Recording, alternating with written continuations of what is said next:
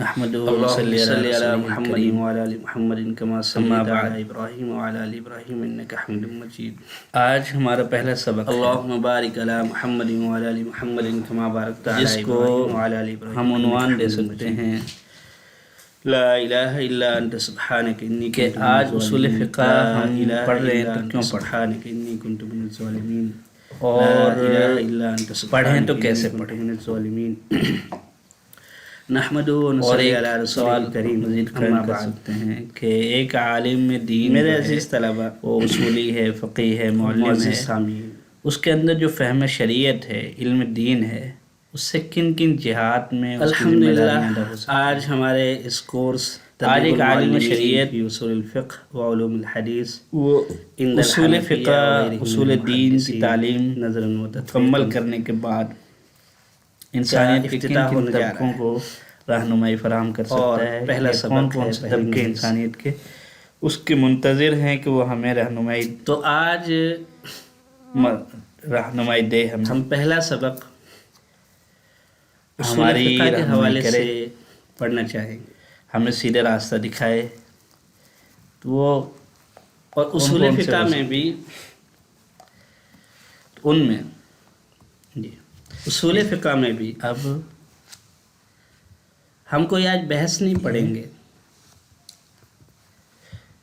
کوئی باب نہیں پڑھیں گے، بلکہ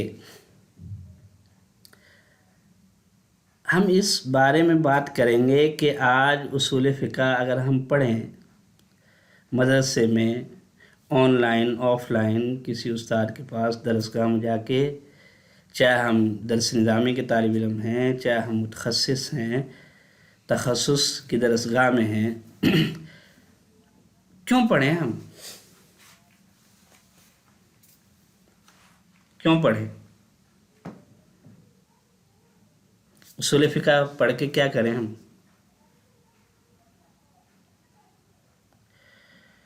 تو ایک تو یہ سوال ہے،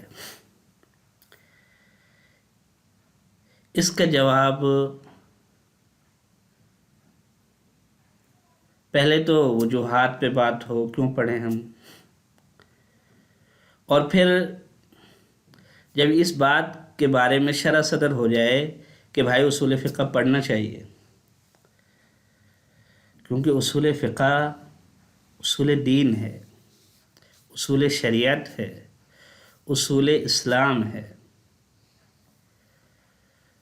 تو پھر جب یہ بات سمجھ آ گئی کہ کیوں پڑھیں، تو پھر اس کے بعد دوسرا سوال ہمارا جو ہے وہ ہے، آج اگر اصول فقہ ہم پڑھیں تو پھر کیسے پڑھیں؟ کیسے پڑھیں؟ کیسے پڑھیں؟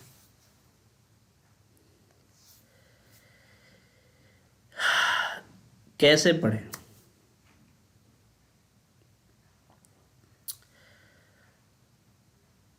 اور پہلے سوال پہ ہی ہم چلیں کہ عالم دین ہے، ایک اصولی ہے، فقی ہے، معلم ہے، اس نے اصول دین پڑھ لیا، اصول فقہ پڑھ لیا، اصول شریعت پڑھ لیا، اصول اسلام پڑھ لیا، تو کن کن جہات سے اس کے اوپر ذمہ داریاں وارد ہوتی ہیں؟ کیونکہ العلماء ورثۃ الانبیاء، انبیاء علیہم السلام روئے زمین پہ جن مقاصد کے تحت تشریف لاتے تھے، اور جو ان کی غرض و غایت ہوتی تھی، اور جو شاہراہ زندگی ہوتی تھی جس پہ وہ چلتے تھے، تو اپنی زندگی کی منازل طے کرتے ہوئے وہ کیا کیا کرتے تھے، یا ان کو کیا کیا کرنا پڑتا تھا. تو جو ان کو کرنا پڑتا تھا وہ ان کا جو نائب ہے، جو ان کا وارث ہے، عالم، فقیہ، محدث، مفتی، اسے بھی کرنا پڑے گا. تو کیا کیا ذمہ داریاں عائد ہوتی ہیں، اور وہ کیسے کیسے ان کو ادا کر سکتا ہے. یا اسی بات کو اگر ہم اس طرح کہیں کہ ایک عالم شریعت ہے، اس نے اصول فقہ پڑھ لیا، اصول دین پڑھ لیا، علم دین پڑھ لیا، تو دنیا کے اندر کتنے طبقات ہیں جو اس سے رہنمائی کے منتظر ہیں، اپنی نظریں جمائے بیٹھیں، نظریں لگائے بیٹھیں کہ جی ہمیں رہنمائی فراہم ہو، تو کتنے ہیں؟ تو سب سے پہلے جو ہماری رہنمائی کا منتظر ہے، ہمارے سامنے سائل ہے، ہمارے سامنے مستفتی ہے،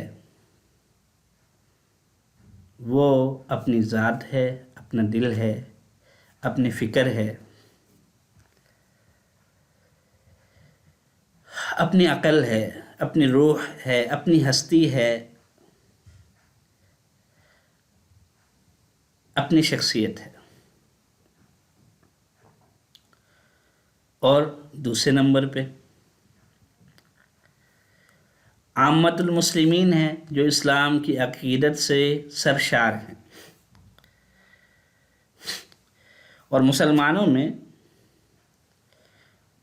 ہر طبقے میں مسلمان ہیں جو اپنی زندگی گزار رہے ہیں، کچھ ملازم ہیں، کچھ سیاستدان ہیں، کچھ مینیجر ہیں، کچھ سائنسدان ہیں، کچھ تاجر ہیں، کچھ زراعت کے کام سے منسلک ہیں، کچھ ادب لٹریچر سے متعلق ہیں، کچھ فلسفے سے متعلق ہیں، کچھ تمدن سے، شہریت سے، سوکس سے متعلق ہیں، کچھ نفسیات سے متعلق ہیں۔ تو مختلف علمی، عملی، فکری میدانوں سے تعلق ہے مسلمانوں کا، وہ ہم سے رہنمائی چاہتے ہیں۔ اور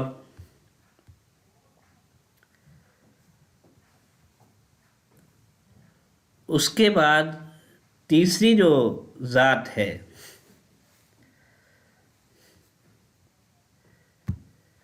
وہ کون ہے؟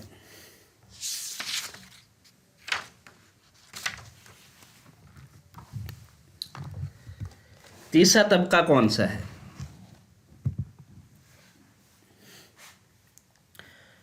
وہ لوگ ہیں جو اللہ تعالیٰ کا انکار کرتے ہیں، یعنی منکرین باری تعالی،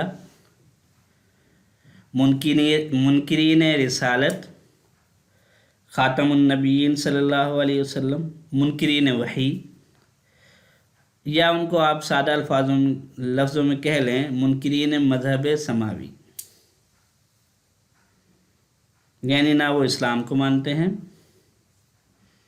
نہ عیسائیت کو مانتے ہیں، نہ یہودیت کو مانتے ہیں، کسی بھی آسمانی مذہب کو نہیں مانتے، وہ وحی کو ہی نہیں مانتے، وہ رسالت کو ہی نہیں مانتے، وہ اللہ تعالیٰ کی ذات کو ہی نہیں مانتے، جن کو آپ دہریہ کہہ سکتے ہیں، کمیونسٹ کہہ سکتے ہیں، وہ بھی روئے زمین پہ بستے ہیں، اور بہت بڑا طبقہ ہے۔ تو انبیاء علیہ الصلوۃ والسلام کے سامنے سارا انسانیت تھی، ساری انسانیت، تو حضرت محمد مصطفیٰ صلی اللہ علیہ وسلم خاتم النبیین ہیں، اور قیامت تک کے لیے نبی ہیں۔ تو قیامت تک آج جتنی انسانیت ہے اور قیامت تک آنے والی انسانیت کا ہر طبقہ وہ منتظر ہے رہنمائی کا، ان میں منکرین خدا بھی ہیں، منکرین خدا بھی ہیں، اور ایسے لوگ بھی ہیں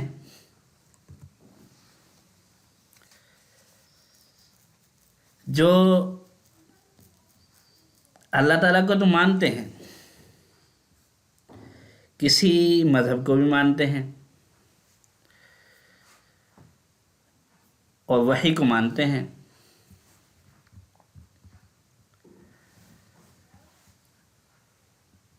لیکن وہ اسلام پر اعتراض کرتے ہیں،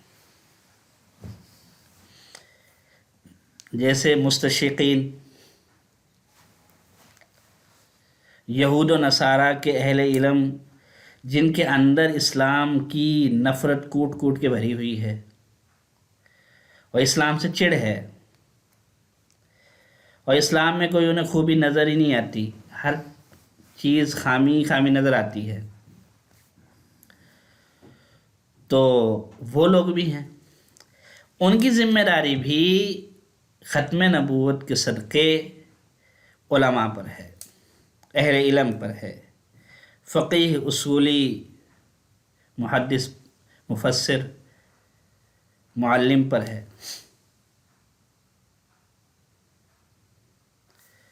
ایسے ہی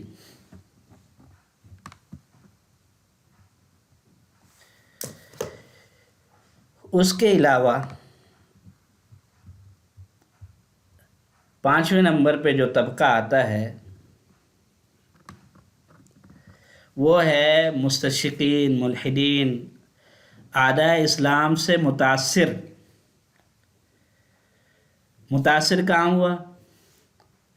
ان کے تعلیمی اداروں میں تعلیم حاصل کی، ایم فل کیا، پی ایچ ڈی کی، کوئی بھی ڈاکٹریٹ کی، کوئی گریجویشن کی، اور ان سے متاثر ہو گیا، ان کا پروردہ ہے علمی طور پہ، فکری طور پہ۔ تو مسلمانوں کا وہ طبقہ جو کالج یونیورسٹی سے تعلق رکھتا ہے،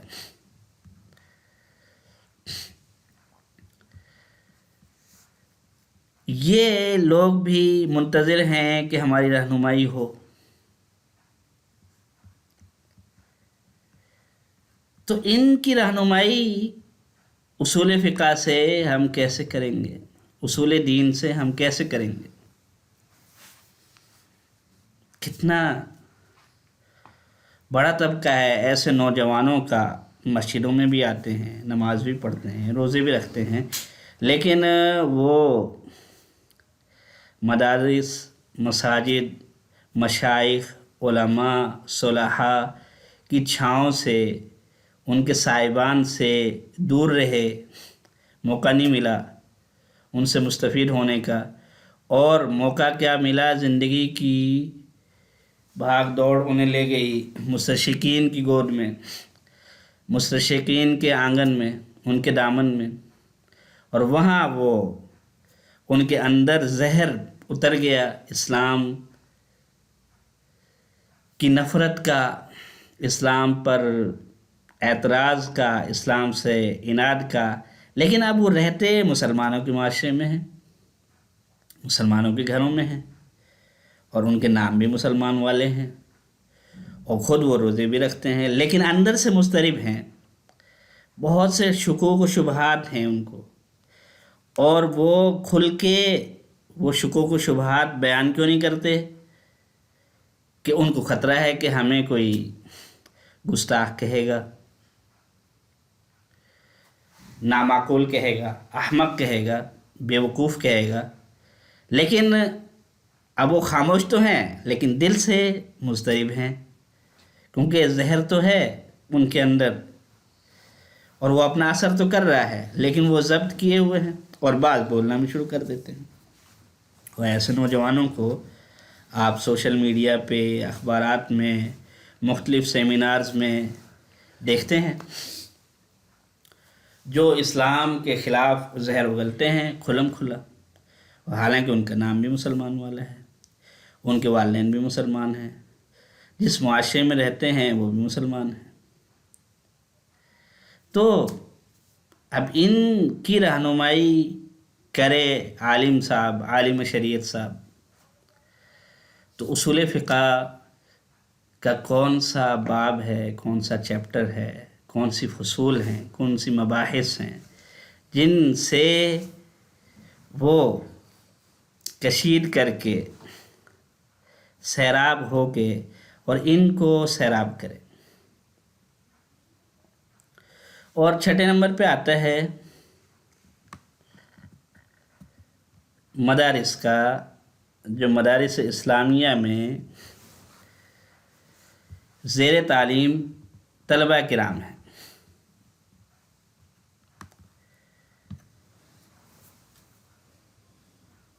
اب وہ اصول فقہ پڑھتے ہیں، ان کے نصاب میں داخل ہے، اور معلم کی، استاد کی، مدرس کی یہ خواہش ہے کہ ہمارے طلبہ اخلاص کے ساتھ محنت کریں، اتنی محنت کریں جیسے مفتی محمد تقی عثمانی صاحب دامت برکاتہم شیخ الاسلام نے کی، اور وہ آج عالم اسلام کو سیراب کر رہے ہیں، عالم انسانیت کو سیراب کر رہے ہیں، اور وہ رہنما ہیں ہمارے۔ تو یہ آج کے طلبہ اس طرح اصول فقہ پڑھیں کہ کل کو ان کی جگہ لے سکیں، ان کے نقش قدم پہ چل سکیں، اور جو مسئولیت، جو ذمہ داری آج وہ نبھا رہے ہیں، کل اللہ تعالیٰ ان کی عمر دراز کرے، ان کی عمر میں برکت دے، کل کلاں کو جب وہ دنیا سے جائیں تو یہ طلبہ ان کے اہل وارث بنیں اور ان کی ذمہ داریاں سنبھالیں۔ تو ان طلباء کا بہت بڑا مجمع ہے، بہت بڑی تعداد ہے، جو اصول فقہ کے معلم سے اور اصول فقہ کے سمجھنے والے سے مخاطب ہے درس گاہوں میں،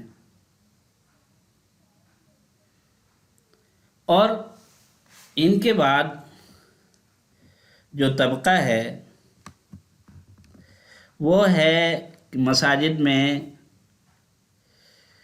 جو جمعے کی نماز پڑھتے ہیں، یا عوامی جو اصلاحی مجالس ہیں، اصلاحی مواقع ہیں، غمی کا ہے، خوشی کا ہے، وہاں ایک عالم کو بات کرنے کا موقع ملتا ہے اور لوگ بات سنتے ہیں اسلام کے بارے میں، تو وہ ان کو رہنمائی اس اصول فقہ کی روشنی میں کرے، اصول دین کی روشنی میں کرے، اور ایسے ہی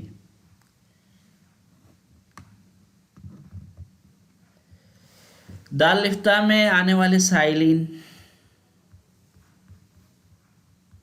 دارالفتاح میں آنے والے سائلین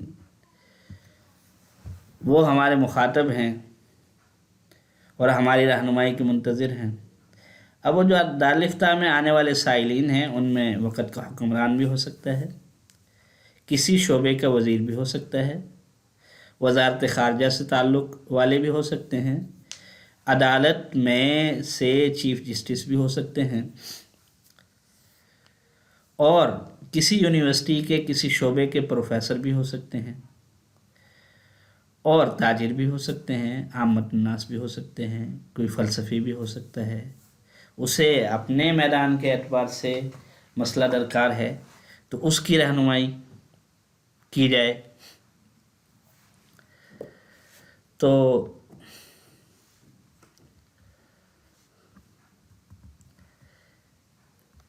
یہ لوگ ہیں 7-8 قسم کے، جن کو اصول فقہ کی روشنی میں رہنمائی چاہیے۔ تو ان کو ہم سیراب کر سکیں، جو تو دہریت اور انکار خدا کی دلدل میں دھسا ہوا ہے، اس کو ہم اصول فقہ، اصول شریعت، مقاصد شریعت، تعلیمات شریعت کے مضبوط بازوؤں سے کھینچ کے دلدل سے اور اسلام کی چھاؤں میں لا سکیں۔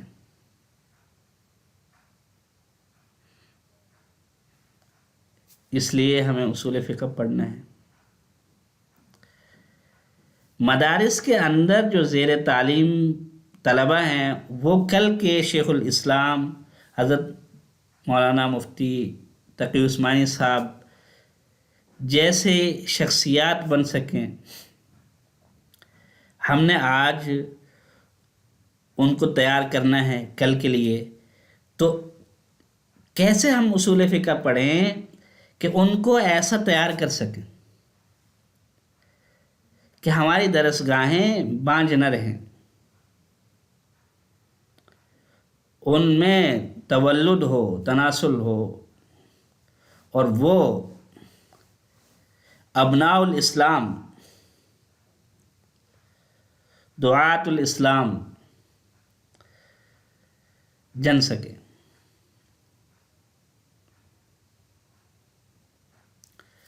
تو اب یہ سب سے پہلے تو اس بات کو مد نظر رکھ لیں کہ ہم نے اصول فقہ جو پڑھنا ہے صرف اصول الشاشی، نور الانوار، حسامی، توضیح تلوی، مسلم الثبوت کو چند عربی اردو شروحات سے حل کر کے پڑھانے کے لیے ہی نہیں پڑھنا ہے۔ یہ تو ایک ذمہ داری ہے، ایک میدان ہے، ایک جہت ہے، ایک نوعیت ہے۔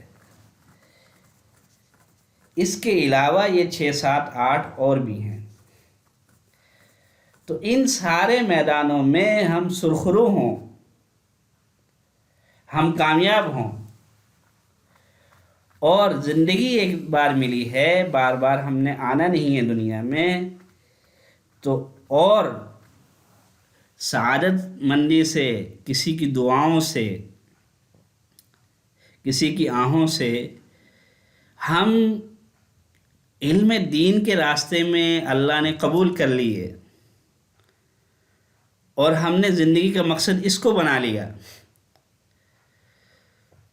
تو اب ایسے اصول فقہ پڑھیں نا کہ ان 8 کے 8 طبقات کو ہم بیک وقت، بغیر کسی پریشانی کے، بغیر کسی خوف و ہراس کے، بغیر کسی تذبذب کے، بغیر کسی تشویش کے ہم سیراب کر سکیں اور یکساں طور پہ ان کی رہنمائی کر سکیں۔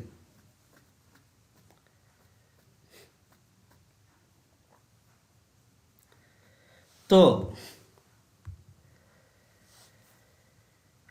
اب پہلے جو ذات ہے جس کے لیے ہم نے اصول فقہ پڑھنا ہے،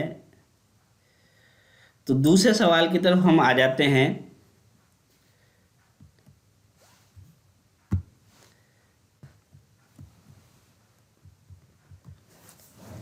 دوسرا سوال کیا ہے کہ ان 8 شخصیات سے، 8 طبقات سے ہم نبرد آزما ہوں اور پھر سرخرو ہوں،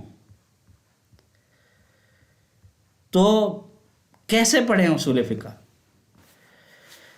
تو ان سوالوں کا جواب کیا ہے کہ اس سوال کا جواب کیا ہے کہ چلو پہلے سوال کا جواب تو ہو گیا کہ آج ہم اصول فقہ کیوں پڑھیں، کہ بھائی یہ جو 8 طبقات ہیں ان کو ہم سیراب کر پائیں، ان کی رہنمائی کر پائیں، اور جو العلماء ورثۃ الانبیاء ہونے کے ناطے ہمارے کندھوں پر بوجھ ہے، مسئولیت ہے، ذمہ داری ہے، مسئولیت ہے، اس کے اندر ہم سرخرو ہو جائیں۔ تو یہ پہلا سوال تو حل ہوا کہ اصول فقہ ہم کیوں پڑھیں۔ اس کا اب جواب یہ ہے کہ بھائی یہ 8 طبقات سیراب ہوں، اور ان 8 طبقات میں سے کوئی بھی طبقہ مایوس نہ ہو، اسلام سے متنفر نہ رہے، ہم سے ملنے کے بعد، ہماری بات سننے کے بعد اسلام سے دور نہ رہے۔ دور نہ رہے کیا مطلب؟ ہدایت تو اللہ رب العزت کے ہاتھ میں ہے، لیکن اتمام حجت کی ذمہ داری اللہ تعالیٰ نے ختم نبوت کے صدقے علماء کے کندھوں پہ ڈالی ہے۔ اب علماء میں جو معلم ہے، وہ معمار ہے، علماء کا، کل کے مفتی حضرات کا، کل کے فقیہ حضرات کا، کل کے اصولی حضرات کا، کل کے اہل دعوت حضرات کا، کل کے متکلمین حضرات کا معمار ہے، تو یہ معلم آج کیسے اصول فقہ پڑھے کہ ان 8 کے 8 طبقات کو سیراب کرنے کے لیے وہ اپنے طالب علم کو تیار کر سکے۔ تو اب ہم دوسرے سوال پہ آ جاتے ہیں، آج کیسے پڑھا جائے۔ یہ تو سمجھ آ گیا کہ کیوں پڑھا جائے۔ تو سب سے پہلی جو ذات ہے، ہستی ہے، وہ ہے اپنی ذات، اپنا دل، اپنی روح، اپنی فکر، اپنی سوچ، اپنی شخصیت، کہ یہ اللہ رب العزت کی محبت سے سرشار ہو، اللہ رب العزت کی معیت سے سرشار ہو، اللہ رب العزت کی خشیت سے سرشار ہو، اور جو غم، جو فکر، جو درد، جو کڑھن حضور نبی کریم صلی اللہ علیہ وسلم کے اندر تھا، جو فکر اور جو مقصد، وہ علمی طور پہ، فکری طور پہ اس کے سامنے، اس کی ذات کے اندر واضح ہو جائے، جلوہ گر ہو جائے، پیدا ہو جائے۔ اور جب فکری طور پہ، علمی طور پہ واضح ہو جائے گا، اپنی جگہ بنا لے گا، تو پھر اس کا سفر عمل کی طرف شروع ہوگا، اور عمل کی گھاٹی سے جب گزرے گا تو پھر دعوت اور رشد و ہدایت کی منزلوں کی طرف سفر کرے گا۔ تو اپنی ذات،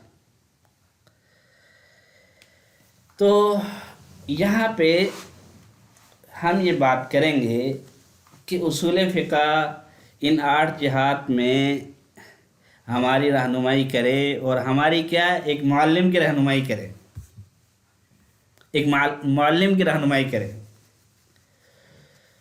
تو پہلے تو میں کچھ کتابوں کا ذکر کروں گا کہ آخر اصول فقہ کا عمومی تعارف ہمارے سامنے آ جائے، کہ تاکہ ہم پھر اس میں سے چن سکیں۔ پڑھیں گے تو سارا، سمجھیں گے تو سارا، سمجھائیں گے تو سارا، لیکن اس کی ہم تقسیم کر سکیں، تعین کر سکیں ان 8 طبقوں کے اعتبار سے۔ تو کچھ کتابیں میں آپ کے سامنے پیش کرتا ہوں، جن کو پڑھ کے ہمیں اصول فقہ کی بڑی تصویر نظر آئے گی، بگ پکچر نظر آئے گی۔ تو ان میں ایک کتاب ہے اردو میں، علم اصول فقہ ایک تعارف، 3 جلدوں میں، دعویٰ اکیڈمی اسلام آباد سے چھپی ہے۔ تو 3 جلدوں میں اصول فقہ کی جہات، شعبے اور اس کی ماہیت، حدود 4 کو سمجھانے کی کوشش کی گئی ہے۔ ایک بہت ہی اہم کتاب، نہایت شاندار کتاب، قوانین عالم میں اسلامی قانون کا امتیاز، یہ مولانا اختر امام عادل قاسمی صاحب نے لکھی ہے۔ اور اس کتاب کا مقصد کیا ہے؟ اسلام کے جو اصول و قوانین ہیں ان کا تقابل کیا جائے، موازنہ کیا جائے دیگر قوانین عالم سے۔ تو 2 جلدوں میں یہ کتاب ہے۔ تو اس کو آپ پڑھیں گے تو اس سے آپ کا دماغ، آپ کی فکری جہات اور ذہنی آفاق وسیع ہوں گے، اور اصول فقہ کی بہت ہی اہم جہات سے آپ کا تعارف ہوگا۔ ایک تیسری کتاب جو بہت اہم ہے ہمارے اس سوال کو حل کرنے کے لیے کہ آج اصول فقہ کیسے پڑھیں، کیوں پڑھیں یہ تو سمجھ میں آیا، کیسے پڑھیں؟ تو اس کا جواب ہمیں مل جائے تو اس میں ایک اہم کردار ادا کرے گی یہ کتاب، اس کا نام ہے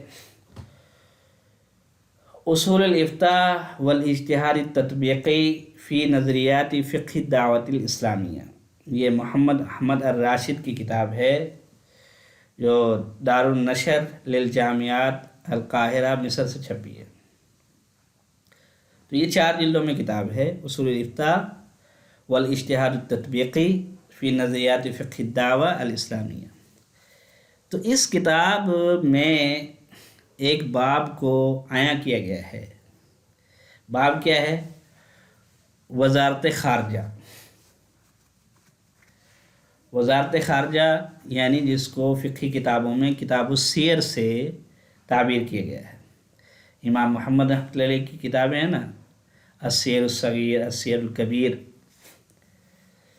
تو اس کے اندر دونوں جہاد کو کھولا گیا ہے کہ اگر جو دیگر اقوام عالم ہیں اس مسلمانوں کے علاوہ، ان کے ساتھ وزارت خارجہ کے جو تعلقات ہیں، قوانین بین الممالک ہیں، بین الاقوام ہیں، ان میں اصول کیا ہیں؟ ان کی فقہی جزیات تو کتاب السیر میں ہے نا، لیکن ان کے اندر اصول کیا ہے، ضوابط کیا ہے، ان کے اندر اصول فقہ کیا ہے؟ تو 4 جلدوں میں بیان کیا ہے انہوں نے۔ اور دوسری جو بات انہوں نے فوکس کی ہے اس کتاب میں، وہ کی ہے وزارت داخلہ،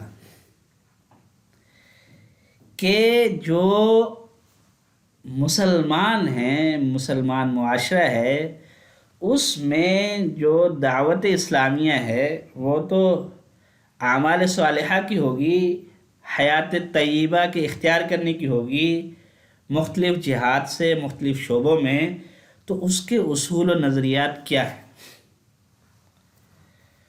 یعنی اقوام عالم جو مسلمانوں کے علاوہ ہیں، ان کے ساتھ تعلقات کے اصول کیا ہیں، اور ان کو دعوت دینے کے اصول کیا ہیں، اور اپنی عوام الناس جو مسلمان ہیں ان کو سنبھالنا ہے تو ان کے اصول کیا ہیں، اس کتاب میں بیان کیے گئے ہیں۔ اور ایک 4 نمبر پہ کتاب، اس کا نام ہے نظرات فی الشریعۃ الاسلامیہ والقوانین الوضعیہ۔ یہ عبدالکریم زیران کی کتاب ہے۔ اس کا جو عنوان ہے اور اس کا جو مواد ہے وہ بھی دیگر قوانین عالم سے اصول اسلامیہ، قوانین اسلامیہ، اصول اسلامیہ کا تقابل ہے، اور پھر اصول اسلامیہ دیگر قوانین وضعیہ، قوانین وضعیہ مطلب جو انسان نے اپنے معاشرے سے، اپنی سوسائٹی سے، اپنی عقل سے، اپنے مشاہدے سے، اپنے تجربے سے وضع کیے ہیں، ان پر جو اصول اسلامیہ، اصول الہیہ جو وحی سے کشید کردہ ہے، جو کتاب و سنت سے کشید کردہ ہیں، ان کی وجوہ ترجیح کیا ہے، وہ کیسے ممتاز ہیں، وہ کیسے احسن ہیں، وہ کیسے زیادہ لائق ہیں انسانیت کے، معاشرے کے، اور اس دنیا کی 4 دیواری کے۔ تو یہ 1 جلد میں کتاب ہے۔ یہ آپ کو جو آج کا سوال ہے کہ اصول فقہ کیسے پڑھیں، تو یہ بھی اپنا کردار ادا کرے گی کتاب اس سوال کا جواب دینے میں۔ تو ایسے ہی ایک اور کتاب،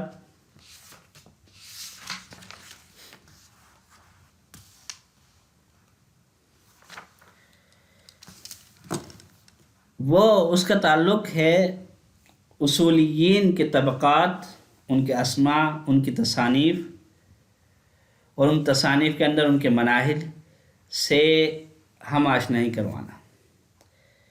معجم الاصولیین، ابو الطیب مولود السریری۔ تو علماء اصول فقہ کا تعارف ہے اس میں، اور دارالکتب العلمیہ بیروت سے چھپی ہے ایک جلد میں۔ تو یہ آپ کو اصولیین سے، جنہوں نے اصول پہ کام کیا ہے، اصول کو مدون کیا ہے، اصول کی تشریح کی ہے، اصول کی توضیح کی ہے، اصول کی تبویب کی ہے، ان سے رہنمائی کروائے گی یہ کتاب۔ 6 نمبر پہ ایک کتاب جو آپ کو اس سوال آج کیسے پڑھا جائے اصول فقہ، کیوں پڑھا جائے وہ تو ہو گیا، کیسے پڑھا جائے اس کا جواب دینے میں اپنا کردار ادا کرے گی۔ تو وہ کتاب ہے الدلیل الجامع الی کتب اصول الفقہ المطبوعہ باللغہ العربیہ۔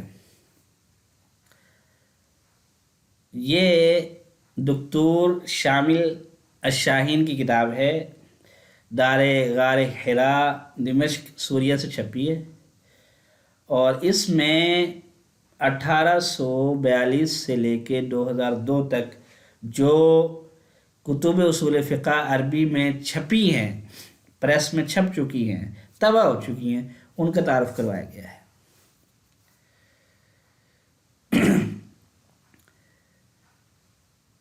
اور ایسے ہی ایک کتاب اصول فقہ پر، اور اصول فقہ سے کی جو ایک شاخ ہے قواعد فقہیہ، اس پر ہے، اور بہت شاندار کتاب ہے، وہ بھی آپ کو اس سوال کا جواب دے گی کہ آج اصول فقہ کیسے پڑھی جائے۔ اس کا نام ہے المدخل الفقہ العام، مصطفیٰ احمد الزرقاء کی۔ دور جدید میں فقہی اصولی موضوعات کی ترتیب نو کیا ہو، تو اس کا تعارف یہ کتاب کروائے گی۔ ایسے ہی اصول فقہ کی جو عمومی جہات ہیں، عمومی شاخیں ہیں، عمومی اقسام ہیں، ان کا تعارف قواعد اور تطبیقات کے ساتھ ایک کتاب ہے، اور اصول فقہ کی ابھی تک جتنی کتابیں ہیں ان میں سب سے بڑی کتاب اور سب سے جامع کتاب ہے معلم زائد للقواعد الفقہیہ والاصولیہ۔ 43 جلدوں میں ہے یہ، 40 3 43 43۔ تو اس میں اصول فقہ کی اکثر اغلب جہات کو احاطہ کیا گیا ہے، اور ان پہ قواعد کے ساتھ تطبیقات دی گئی ہیں، اور یہ علماء کی ایک بہت بڑی جماعت نے مرتب کی ہے۔ 2013 میں پہلی دفعہ چھپی تھی، تو اب مل جاتی ہے۔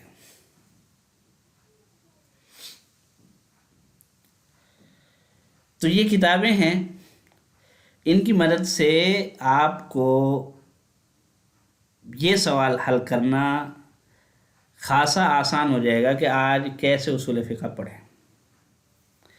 تو اب ہم آتے ہیں ان کتابوں سے تو رہنمائی لیں گے، اور انشاءاللہ رہنمائی ہوگی، اور یہ معاملہ کافی حد تک سلجھے گا کہ کیسے پڑھیں اصول فقہ۔ لیکن اس سبق میں کچھ نہ کچھ ہم بھی واضح کرنے کی کوشش کریں گے کہ آج کیوں پڑھا جائے اصول فقہ۔ اس کے جواب میں جو سوالات کھڑے ہوتے ہیں کہ بھئی یہ 8 طبقات کو ہم سیراب کریں، تو اس کے لیے کیسے پڑھیں، تو سب سے پہلے جواب ہے، جو سوال ہمارے سامنے آتا ہے کہ اپنی ذات کو، اپنے دل کو، اپنی شخصیت کو، اپنی ہستی کو اصول فقہ سے کیسے مستفید کریں، کیسے سیراب کریں۔ تو دیکھیں سیرابی اپنی ذات کی کیسے ہوگی۔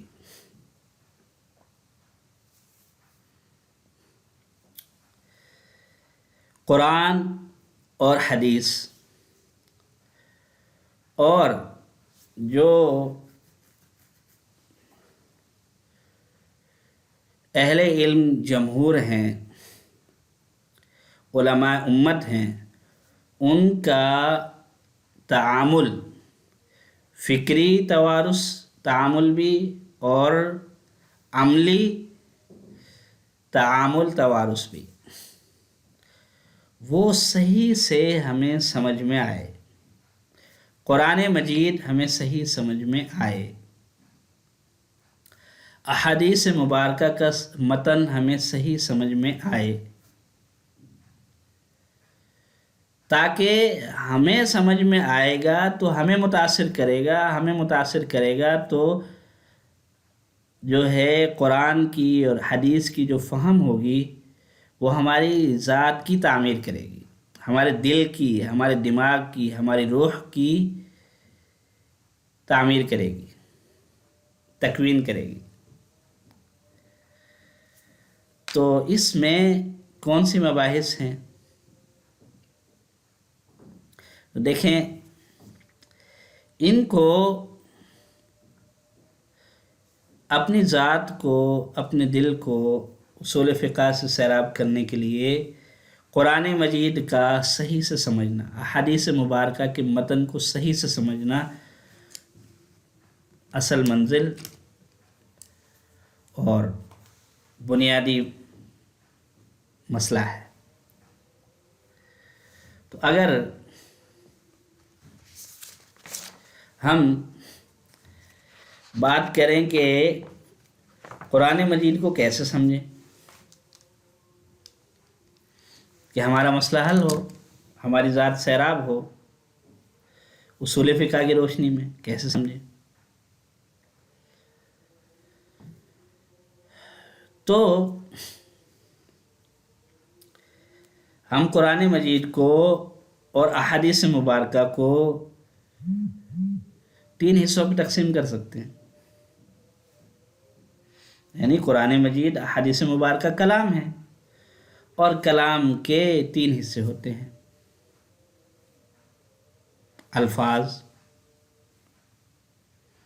نمبر 2 اسلوب الکلام یعنی سٹرکچر، انداز، اور نمبر 3 معانی الکلام یعنی میسج، پیغام اس میں کیا ہے۔ تو ہم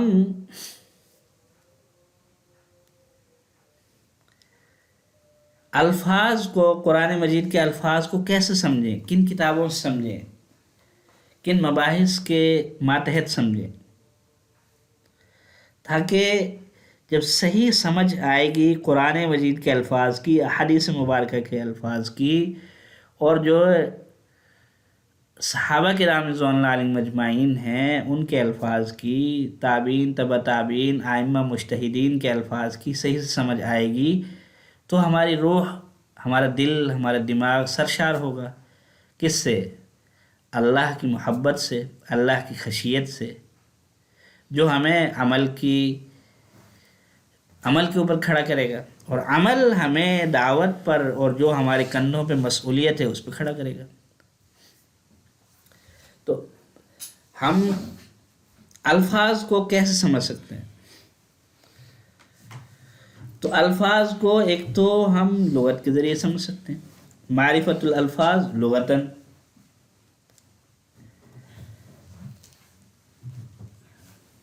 لغت جیسا کہ ہمیں معلوم ہے، یہ واضح کر دیں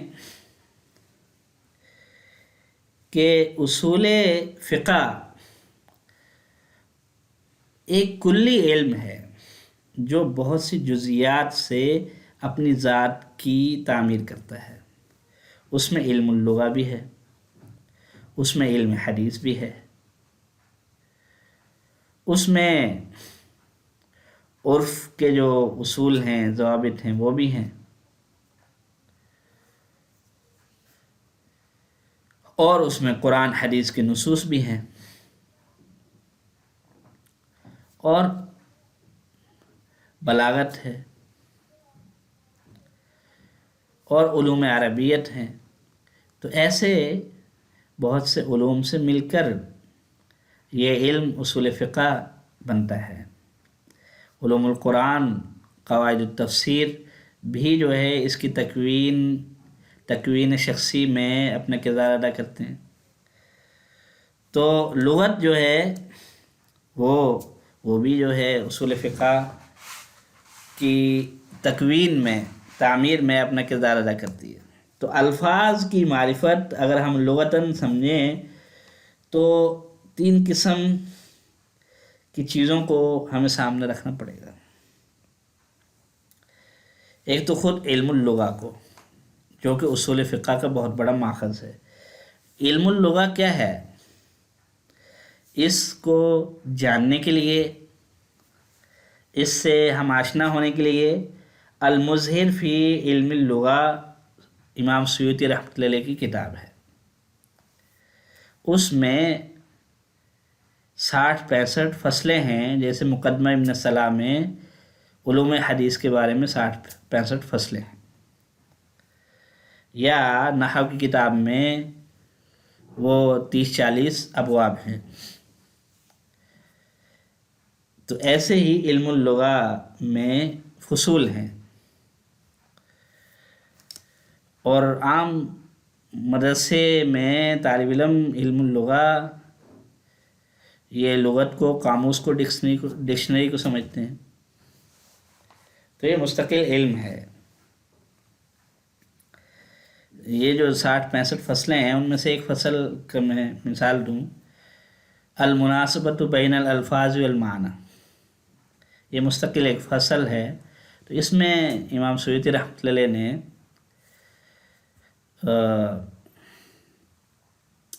مثال دی ہے کہ جو الفاظ، یہ بیان کیا کہ الفاظ اور معنی ہم مسلک، ہم مزاج ہوتے ہیں، یعنی ان کے اندر مناسبت ہوتی ہے مزاجاً. کیسے؟ انہوں نے مثال دی ہے کہ انسان کا جو انہضام ہے، کھانا کھاتا ہے، اس کو ہضم کرتا ہے، تو وہ اس کی غذا بھی نرم و نازک ہے، اس کا معدہ بھی نرم و نازک ہے، اور معدے کا جو انہضام کا عمل ہے وہ بھی نرم و نازک ہے. تو اس کے لیے پھر جو لفظ وضع کیا گیا ہے وہ ہے ہضم. بالکل الفاظ، یہ ہضم جو لفظ ہے زبان سے ادا کرنے میں نرم و نازک ہے. اور اس کے مقابلے میں اونٹ کی جو خوراک ہے وہ بھی سخت ہے، اس کا معدہ بھی سخت ہے، اور اس خوراک کو ہضم کرنے کا عمل بھی سخت ہے انسان کے مقابلے میں. تو اس کے لفظ وضع ہوا ہے قزم، قاف، ضاد اور میم، قزم. تو اب یہ اس معنی اس کا سخت ہے تو لفظ بھی اس کے لیے بھاری بھرکم ہے. تو یہ ایک فصل ہے المناسبۃ بین الالفاظ و معانیہا. تو اب اسی کے اندر بیان کیا گیا ہے کہ جو نرم و نازک معنی ادا کرنے ہوں تو ان کے لیے نرم و نازک الفاظ کیسے وضع کیے جاتے ہیں، یعنی جو یہ حروف ہجا ہیں ان میں سے کن حروف ہجا کو کن حروف ہجا کے ساتھ ملائیں گے تو نرم و نازک مزاج کے شگفتہ شائستہ الفاظ وضع ہوں گے، مارز وجود میں آئیں گے. اور کن الفاظ کو، کن حروف ہجا کو کن حروف ہجا کے ساتھ ملائیں گے تو پھر بھاری بھرکم اور سخت معنی کے لیے سخت الفاظ وضع ہوں گے. اب یہ علم اللغہ ہے. تو یہ علم اللغہ کو پڑھنا ہوگا تاکہ ہم جب قرآن حدیث کی عبارت کو پڑھیں، الفاظ کو پڑھیں، آیتوں کو پڑھیں، جملوں کو پڑھیں تو ہمیں سمجھ میں آئے کہ یہ الفاظ کیا پیغام دے رہے ہیں. دوسری جو لغت کی چیز ہم نے اپنے سامنے رکھنی ہے وہ ہے الفروق اللغویہ. الفروق اللغویہ جیسے فقہ اللغہ ثعلبی ہے اور الفروق اللغویہ عسکری ہے. تو ان کو ہم سامنے رکھیں گے، ان کو سمجھیں گے، تو ہمیں الفاظ کی معرفت نصیب ہوگی کہ جب گلاس بھرا ہوا ہوتا ہے تو اس کو کوبن کہتے ہیں، خالی ہوتا ہے تو کوبن کہتے ہیں، اور بھرا ہوا تو کاسن کہتے ہیں۔ تو یہ فروق لغویہ جو ہے یہ ہمیں سمجھ میں آئے تو اس کے لیے فروق لغویہ کی کتابیں ہمیں دیکھنی ہوں گی، تاکہ جب وہ الفاظ جب قرآن حدیث میں وارد ہوں تو ان کے درمیان میں جو فرق ہے اور اس کا جو اثر معنی پہ پڑ رہا ہے اور معنی کا جو اثر جو ہے مضمون پہ پڑ رہا ہے وہ ہمیں سمجھ میں آئے، اور ہمارا دل، ہمارا دماغ، ہماری فکر، ہماری سوچ ان سے متاثر ہو، ہمارے اندر انفعالیت ہو، اثر پذیری ہو۔ اور تیسری لغت کی جو کتاب ہے یا تیسری قسم جو لغت کے بارے میں ہے جن کو ہمیں سامنے رکھنا ہوگا معرفت الالفاظ کے لیے،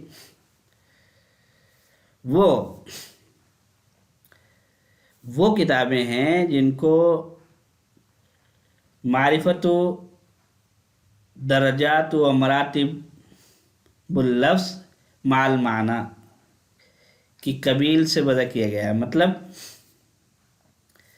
ایک عمل ہوتا ہے اس کے مختلف مراحل ہوتے ہیں، مختلف سٹیجز ہوتی ہیں، تو ایک سٹیج سے دوسری سٹیج پہ، ایک مرحلے سے دوسرے مرحلے پہ وہ عمل جب منتقل ہوتا ہے، اپنا سفر طے کرتا ہے، تو الفاظ بھی ان سٹیجز کے لیے بدلتے ہیں، الگ الگ سے آتے ہیں، جو اس کیفیت کو، اس سٹیج کو، اس جو حیثیت ہے اس کو پھر وہ بتلاتے ہیں۔ جیسے ایک میں مثال دوں، اور اس پہ جو کتاب ہے وہ المخصص اور المحکم، یہ مختلف طبعات میں چھپی ہیں، 10 جلدوں میں بھی چھپی ہیں، اور بڑے سائز میں 5 جلدوں میں، اور ایک چھوٹے فونٹ میں، اور بہت موٹی جلدوں میں 2 جلدوں میں بھی چھپی ہیں۔ تو ابن سیدہ کی یہ کتابیں ہیں، ان کا اختصار کیا ہے الافصاح فی فقہ اللغہ کے نام سے، الافصاح فی فقہ اللغہ، اور یہ دارالکتب العلمیہ بیروت سے چھپی ہے الافصاح۔ یہ کس قسم کی لغت کی کتاب ہے اس کو آپ ایک مثال سے سمجھ لیں۔ الدمع آنسو، آنسو کی مختلف سٹیجز ہیں۔ آنسو جب آنکھ میں ہوتا ہے تو اسے کیا کہتے ہیں؟ عبرہ کہتے ہیں، دمعہ کہتے ہیں، کیا کہتے ہیں؟ اور جب وہ آنکھ سے چھلک کے اور پلکوں پہ آ جائے اور پلکوں پہ ٹھہر جائے تو پھر کیا کہتے ہیں؟ اور آنکھ سے نکل کے رخسار پہ بہنے لگے تو آنسو کو کیا کہتے ہیں؟ رخسار سے جدا ہو کے زمین پہ گرنے سے پہلے ہوا میں، فضا میں معلق ہے آنسو کا قطرہ، تو اس وقت عربی میں اس کو کیا کہتے ہیں؟ زمین پہ جا گرا تو اب اس کو کیا کہتے ہیں؟ آنکھ رونا چاہے، آنسو بہانا چاہے اور رونا نہ آئے تو اس وقت آنکھ کے اس عمل کو کیا کہتے ہیں؟ اغرورقت کہتے ہیں، یا ظرفت کہتے ہیں، یا وجیلت کہتے ہیں، یا دمعات کہتے ہیں، کیا کہتے ہیں؟ تو آنکھ زارو قطار روئے، موسلا دھار بارش ہو آنسوؤں کی، تو پھر اس کو کیا کہتے ہیں؟ اور ہلکی پھلکی روئے اور آنسو بہیں لیکن سسکیوں کی آواز سنائی نہ دے، آہو بکا کا عالم طاری نہ ہو، شور شرابہ نہ ہو، تو اب اس کو کیا کہتے ہیں؟ تو یہ جو مختلف کیفیات ہیں عمل کی یا اسماء کی یا افعال کی، تو ان کی تحقیق کے لیے یہ محکم اور مخصص ابن سیدہ کو آپ پڑھ سکتے ہیں، اور ان کا اختصار بہت شاندار، الافصاح فی فقہ اللغہ۔ تو اب میرے عزیز طلباء، یہ 3 قسم، ایک تو علم لغہ کی حیثیت، حقیقت، ماہیت پر جو سیوطی رحمۃ اللہ علیہ کی المظہر فی علم اللغہ ہے،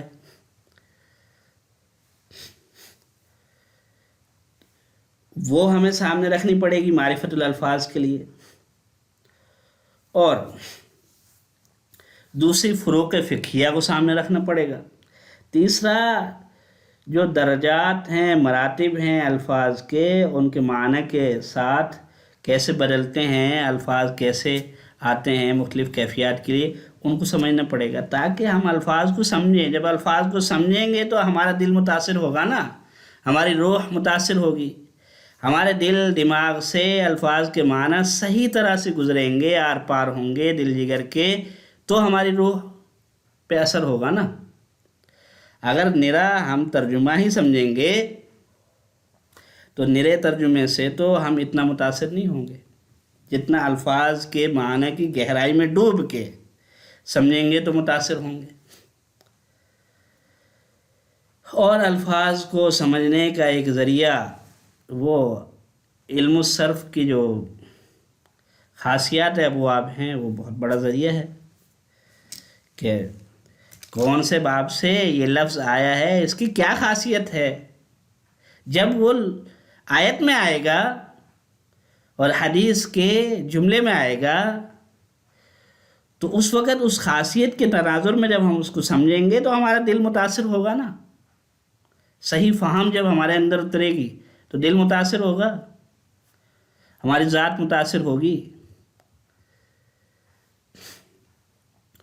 اور الفاظ کی معرفت کا ایک بہت بڑا ذریعہ، یعنی یہ کہہ لیں کہ معرفت الالفاظ فی ضوء علم النحو، علم النحو کے اعتبار سے ہم الفاظ کو سمجھیں۔ اب الیس اللہ بکاف عبدہ، وما اللہ، ما آ جائے اور لیسا آ جائے اور لا آ جائے اور لم آ جائے، کوئی جو ادوات نہیں ہیں ان میں سے ایک آتا ہے تو اس کا کیا معنی ہے، دوسرا آتا ہے تو کیا معنی ہے، ان کے درمیان میں کیا فرق ہے۔ تو نحو کے اعتبار سے الفاظ کو سمجھنا، تو اس پر بہترین کتاب معانی نحو ہے، 2 جلدوں میں، دکتور فاضل صالح السامرائی کی، 4 جلدوں میں بھی چھپی ہے۔ تو یہ معانی نحو بہت شاندار کتاب ہے، اس سے ہم نحو کی روشنی میں الفاظ کی معرفت حاصل کر سکتے ہیں، اور الفاظ کو علم معانی کی روشنی میں سمجھنا، علم بیان کی روشنی میں سمجھنا۔ تو علم معانی کی روشنی میں سمجھنا چاہتے ہیں تو الطراز ہے، بہت شاندار کتاب ہے۔ کشاف جو زمخشری رحمہ اللہ کی تفسیر ہے، اس کا درس دیا تھا مصنف نے چند باذوق طلباء کو، تو اس کا نام ہے الطراز۔ تو علم معانی کی روشنی میں الفاظ کو سمجھنا ہے تو الطراز بہت شاندار ہے۔ ایسے ہی علم بلاغت کی روشنی میں، علم معانی کی روشنی میں سمجھنا ہے، محسنات لفظیہ، محسنات معنویہ کی روشنی میں سمجھنا ہے الفاظ کو، تو ایک کتاب ہے انوار الربیع فی انواع البدیع، انوار الربیع فی علمی انواع البدیع، 7 جلدوں میں ہے یہ، اور بہت شاندار کتاب ہے۔ اور اس میں جو نظریات ہیں وہ تطبیقات کے ساتھ ہیں، اور الفاظ کو علم بیان کی روشنی میں سمجھنا ہے کہ آیا یہ حقیقت ہے یا مجاز ہے، یہ جو معنی ہے اس لفظ کا حقیقی معنی ہے یا مجازی معنی ہے۔ تو اس کے لیے علامہ زمخشری رحمہ اللہ نے اساس البلاغہ تصنیف کی ہے۔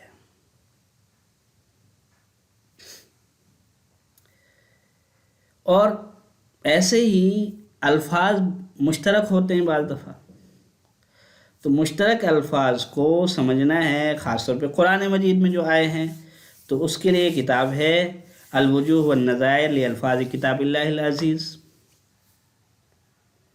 اور قرآن مجید کے الفاظ کی تحقیق کے لیے الگ سے لغات ہیں، جیسے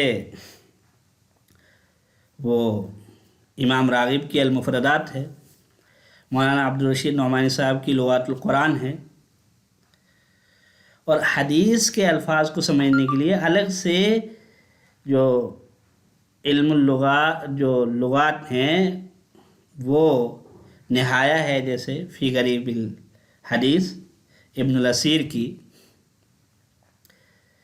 اور فقہ کے الفاظ کو سمجھنے کے لیے فقہی قوامیس ہیں، معاجم ہیں،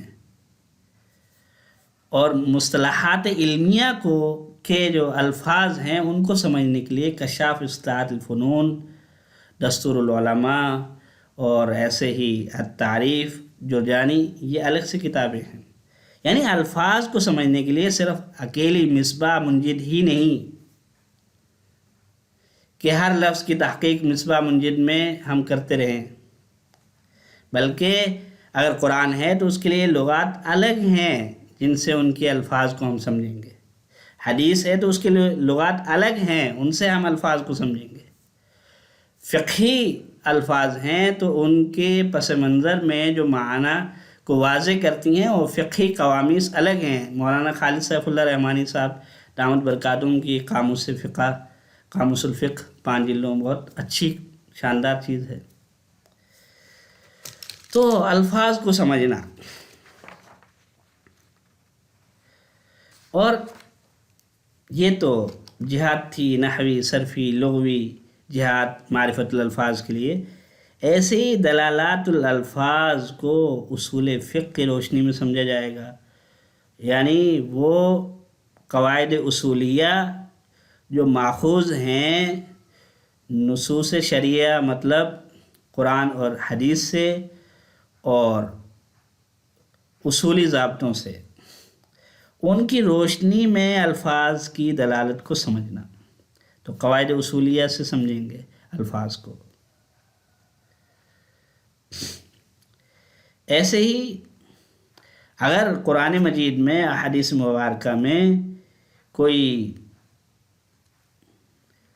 رجال کے نام آ گئے، انبیاء کے نام آ گئے، یا اماکن کے نام آ گئے، یا کسی علاقے کا نام آ گیا، کسی جزیرے کا نام آ گیا، کسی قبیلے کا نام آ گیا، تو پھر ان کے لیے الگ سے کتابیں ہیں۔ یعنی اعلام القرآن کو سمجھنا ہے، قصص القرآن حفظ الرحمن سہاروی صاحب، قصص الانبیاء ابن کثیر،